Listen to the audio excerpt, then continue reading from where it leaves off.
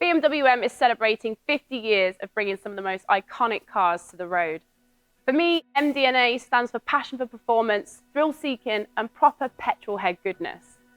The M3, since its inception in 1985, has long been considered the poster child of the division. Now in its 6th generation, we are ready to introduce a new member of the family, for the family.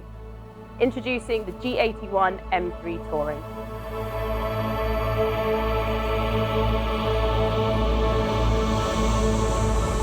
Fans of BMW have been asking for an M3 Touring for years.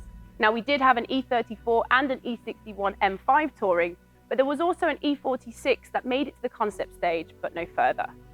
Now, in 2022, a secret team at BMW decided that this had to happen, the M3 Touring. The team at BMW told us that this was a car made by car people for car people, and it was designed to be as fast as its coupe and sedan siblings and have all the functionality that you would need for an everyday car. Taking a look at the car, it is unmistakably M3. The entire front end is the same as the G80. Now, this one is finished in Daytona Violet over Silverstone leather, which is a really nice tribute to the E34 M5 Touring of the 90s. Underneath the bonnet is BMW's S58 engine. Now, that is a 3-litre 6-cylinder twin turbo, pushing out 510 brake and 650 Newton meters of torque. Now, thanks to the X-Drive system, that's being pushed to all 4 wheels, but if you want to configure it and go to 2-wheel drive, you can absolutely do that. And also, depending on how frisky you're feeling, there is a 10-stage traction control system as well.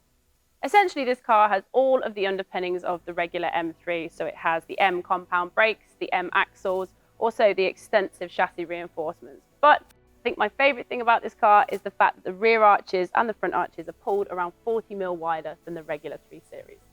Just like the M4 convertible, this car will only be available in the competition M X-Drive spec. But unlike the convertible, this car is a racehorse and a workhorse.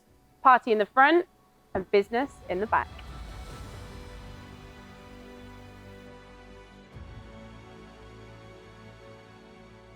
Inside the car, we have the amazing optional M carbon bucket seats, which I think personally are a must-have.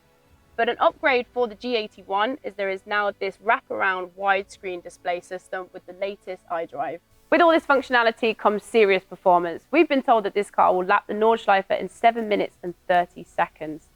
Now, I really thought I wanted a G80 M3, but after seeing the Touring, I don't know which one to pick.